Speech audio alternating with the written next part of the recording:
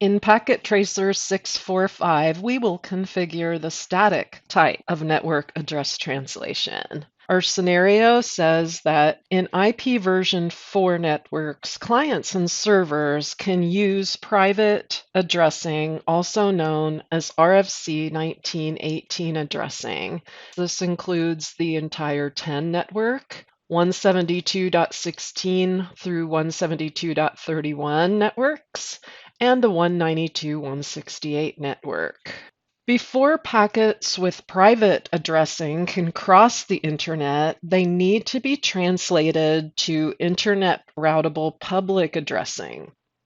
Servers that are accessed from outside the organization are usually assigned both a public and a private static IP address. In this activity, you will configure static network address translation so that outside devices can access an inside server at its public IP address. In part 1, we first will test access without NAT. In step 1, we will attempt to connect to server 1 using simulation mode. Switch to simulation mode by clicking on the simulation button. The simulation button will turn blue and a simulation panel will appear on the right side. From PC1 or laptop L1, use the web browser to attempt to connect to the server 1 web page at 172.16.16.1. Click Go. And then to advance the simulation, the capture forward button is the triangle with the vertical line to the right of it. Click that to advance through, and immediately we see there's a problem, a red X and a red envelope there. And if we try to attempt again to reach that server, this continues to occur.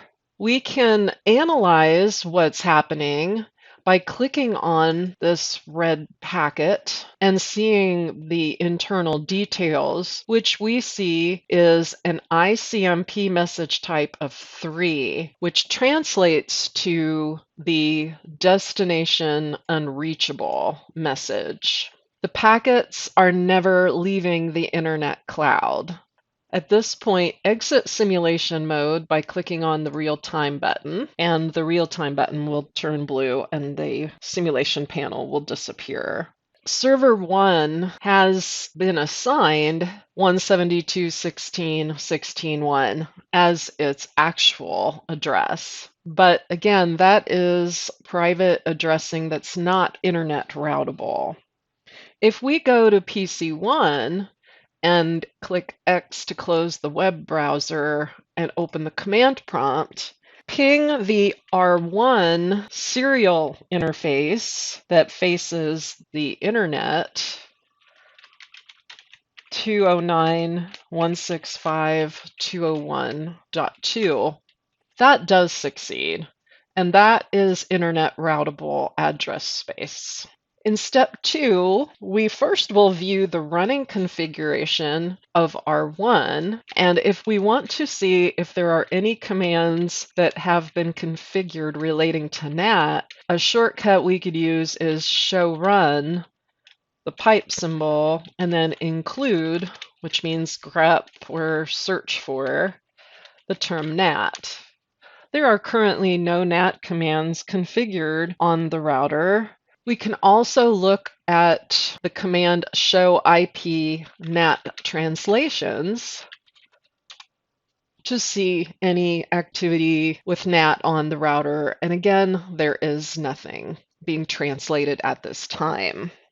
We will change that in part 2 and configure static NAT on R1. If we refer to our topology, we see that the inside local address of server 1 is that 172 address. We want to NAT that to an internet routable address in the 64.100.50 network. This will be referred to as its inside global address. Inside local is the actual address. Inside global is what the rest of the internet will see it as. And that is what we will set up NAT to do, kind of like giving it an alias so that it can communicate with outside devices. First, we will create a static NAT translation mapping the server 1 inside local address to its outside address by using the command. And if you like, you can copy and paste this from the instructions.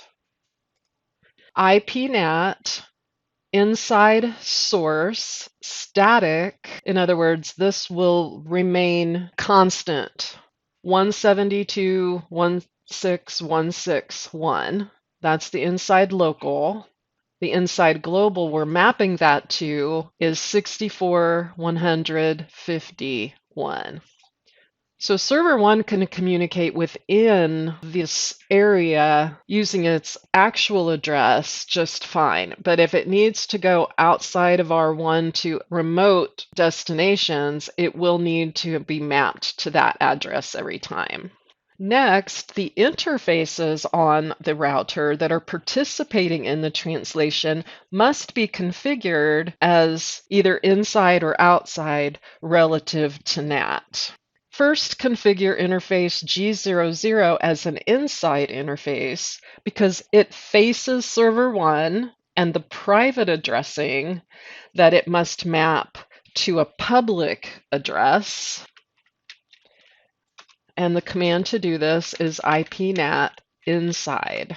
This is the inside interface for the inside local address.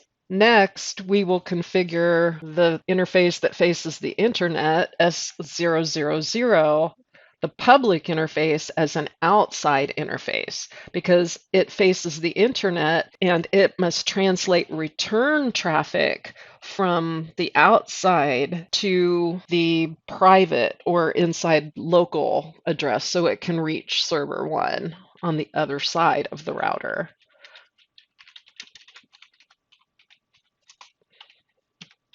And the command to do that is IPNAT outside on serial 000. At that point, the completion rate is 100%, and the next step would be to verify that things work as designed by opening the command prompt on either laptop L1 or PC 1 and attempt to ping the public address for server 1. 64.150.1. And after the ARP is completed, the pings are successful. Then verify that both devices can now access the server web page. On L1, click the X to exit the command prompt. Open the web browser. Enter the inside global address for server 1. And click go, and the web page displays. Same thing on PC 1. PC 1 and L1 can now access the server 1 web page using the inside global address. Over on router R1, we can use commands to verify the static NAT configuration on R1. Going back to show run include NAT, I'm going to add the word interface so I can see the interfaces displayed. Our inside interface and our outside interface commands are there, as well as the static mapping. Another useful command is show IPNAT translations, which will show not only the static mapping that was configured, but also the active translations that occurred. The inside global is the routable IP address that is being provided via NAT. There's port 80, which is what web traffic HTTP uses. Then there's the inside local, which is actually configured on the device. The outside local and the outside global refer to the destination addresses, which in this case These are also configured with private addressing on both PC1 and L1, which is not routable on the internet. So we can see that they are both being NATed, probably by the ISP, and we're not seeing their actual addresses. Another command is show IP NAT statistics to give some counts and numbers. Show us our total translations, one static that's in the show run that we saw, and then we saw these dynamic translations that were generated by the web traffic. That concludes this packet tracer. Thank you.